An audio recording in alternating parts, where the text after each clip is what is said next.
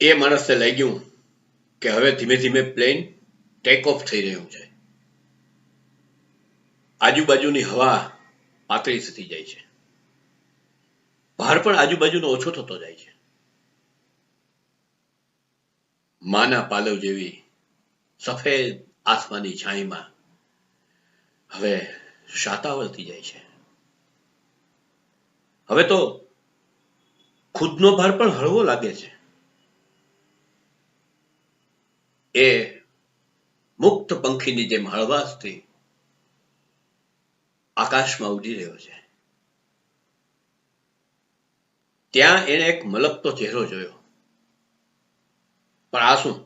આ એર હોસ્ટેસનું મુખ પુરુષ જેવું કેમ લાગે છે? એરલાઇન્સ કંપનીએ એર હોસ્ટેસને બદલે એર હોસ્ટ રાખવાનું ચાલુ કરી દીધું કે શું?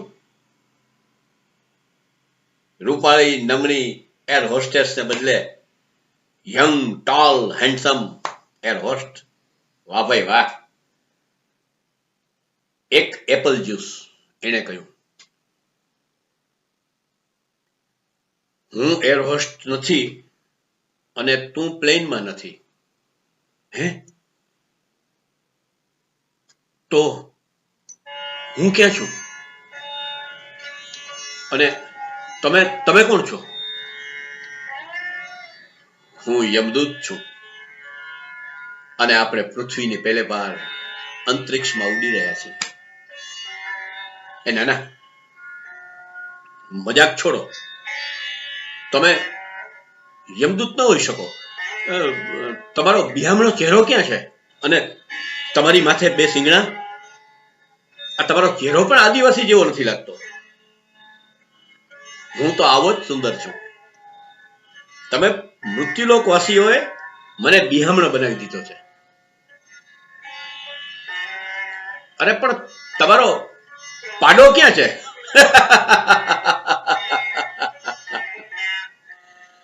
તમે બધા પવનની ગતિએ ઉડો અને તમારો ભગવાન પાડા ઉપર મુસાફરી કરે એમ? પણ તમે કોઈક નાટક કંપની વાળા લાગો છો. બહુ થયું, જે હોય તે. હવે મજાક છોડો અને મને મારે ઘેર લઈ જાઓ. એ શક્ય નથી વત્સ. મેં તારા પ્રાણ હરી લીધા છે. અરે પણ એ કેવી રીતે બને? યમદૂતને યમરાજની હાજરીમાં તો ગુંગળામણ થાય. મૃત્યુ એટલે તો અંધકાર, મૃત્યુ એટલે પીડા, મૃત્યુ એટલે દુઃખ. એવું તમે પૃથ્વીવાસીઓ માનો છો. અને હમણાં ખબર પડી જશે. આપણે ચિત્રગુપ્તના આવાસની બાજુમાં જ છીએ. તરત જ તે લોકો એક વિશાળ આલિશાન હોટલ જેવા કોમ્પ્લેક્સની અંદર દાખલ થઈ ગયા. આજુબાજુ સરસ મજાનો બગીચો, ફુવારા ઉડી રહ્યા હતા. અંદર એક વિશાળ હોલની અંદર એ લોકો ગયા. ત્યાં સામે જ એક બરાબર ડેસિંગ હેન્ડસમ પર્સનાલિટી બેઠેલા હતા. એમણે કહ્યું કે યમદૂત, બધું બરાબર છે? Mission completed? હા મહારાજ, મિશન કમ્પ્લીટેડ સક્સેસફુલી. યમદૂતે નરમાશથી જવાબ આપ્યો. તો ચાલો આમની ફાઇલ ઓપન કરો. યમદૂત ફટાફટ લેપટોપ લઈને ફાઇલમાં બધી એન્ટ્રી કરવા લઈ ગયો. એને પૂછ્યું પેલા માણસને, પાસવર્ડ શું છે? હે? તમારો પાસવર્ડ. પણ એનું અહીં શું કામ છે? એનું અહીં શું કામ છે? અરે, તમારા પાસવર્ડથી જ તમારી ફાઇલ ખુલશે ને, એટલે પાસવર્ડ તો દેવો જ પડશે તમારે. અરે પણ મારા દાદીમાએ તો નાનપણમાં એમ કહેલું કે ચિત્રગુપ્તનો ચોપડો હોય અને ચોપડો તો તમારા જ પાસવર્ડથી ખુલે ને. અરે આ મૃત્યુલોકના માનવીઓ, તમે બધા હવે ટેક સેવી થઈ ગયા છો.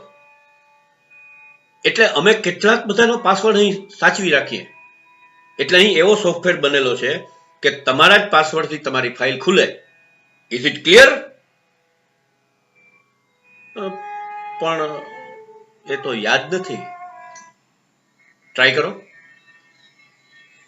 જો તમારા નામ પરથી કદાચ રાખ્યો હોય, પણ હવે તો મને મારું નામ ઠામ ક્યાં નોકરી ધંધો કશું યાદ નથી. કદાચ પેલી હળવાશમાં બધું તણાઈ ગયું હોય.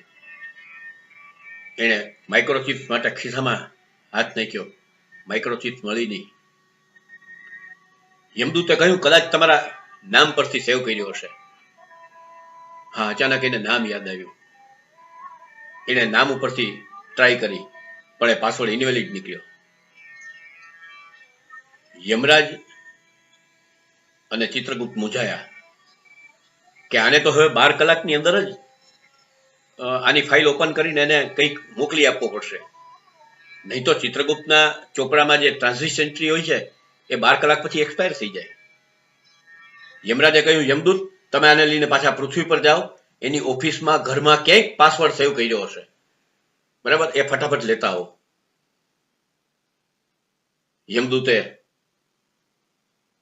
એક અદ્યતન ગેઝેટ ઉપરથી ફટાફટ એ માણસનું સરનામું ગોત્યું અને બંને જણા ફટાફટ ઉડી અને એમના ઘેર ગયા.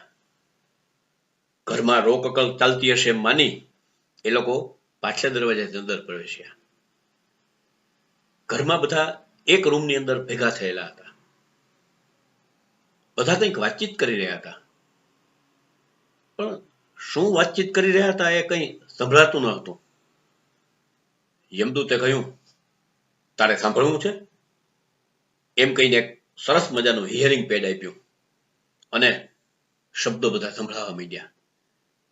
એને એમ હતું કે ગીતા પુરાણ કે ગરુડ પુરાણ વંચાતું હશે, એને બદલે અહીં તો બધા એની મિલકતની ચર્ચા કરતા હતા. જુઓ, બધા ધ્યાન રાખજો. બધા સંબંધીઓ આવે અને વિધિ શરૂ થાય એ પહેલા આપણે અહીં પતાવી લેવું પડશે, માટે જલ્દી પાસવર્ડ ગોતો. અરે પણ પાસવર્ડ ક્યાં રાખતા હશે? મને તો કંઈ કહેતા જ નથી. એના પત્નીએ બળાપો કાઢ્યો. કોઈ દિવસ મને કોઈ દી વાત નથી કરી. એને મનમાં વિચાર્યું કે તમને વાત કરી હોત તો તમે બધા મારા પૈસા ઉડાવી જ દીધા હોત ને. એ ધીમેકથી મનમાં ગણગણ્યો. પણ યમદૂત સાંભળી ગયો. એને કહ્યું કે તું આ બધા લોકો માટે ઉજાગરા કરીને મહેનત કરીને પૈસા કમાતો હતો, એના કરતા શાંતિથી જીવ્યો હોત તો. એ એકદમ ગુસ્સાથી રાતો પીળો થઈ ગયો. પણ એનું મન એકદમ શૂન્ય થઈ ગયું હતું. એને કશું યાદ આવતું નહોતું. એટલે યમદૂતે કહ્યું કે તું ગુસ્સો શાંત કર અને એકદમ મનને શાંત રાખીને તારો પાસવર્ડ યાદ કરવા પ્રયત્ન કર. હું પણ જગત નિયંતાને પ્રાર્થના કરું છું કે આપણું કાર્ય સફળતાપૂર્વક આપણને પાર પાડવામાં મદદ કરે. એમ કહીને યમદૂત આંખ વીંચી જગત નિયંતાની પ્રાર્થનાની અંદર વ્યસ્ત બની ગયો. એણે ધીમેકથી એ માણસ ઉપર હાથ મૂક્યો અને એકદમ માણસને વીજળીનો કરંટ લઈ ગયો. એકદમ એના મગજમાં કંઈક લાઈટ થઈ. એ જલ્દી દોડ્યો. દોડીને એને પોતાના કપડાના કબાટની વચ્ચેથી એક નાનકડી બ્લુ ડાયરી છાટ થઈને ખેંચી કાઢી. બ્લુ ડાયરીના પાના ફેરવાય. પાનામાં કંઈ જ લખેલું નહોતું. છેલ્લા પાને પાસવર્ડ લખેલો હતો. એને ડાયરી ઉઠાવી અને યમદૂત સામે ધરી કે આ રહ્યો પાસવર્ડ. પાસવર્ડ હતો હે રામ.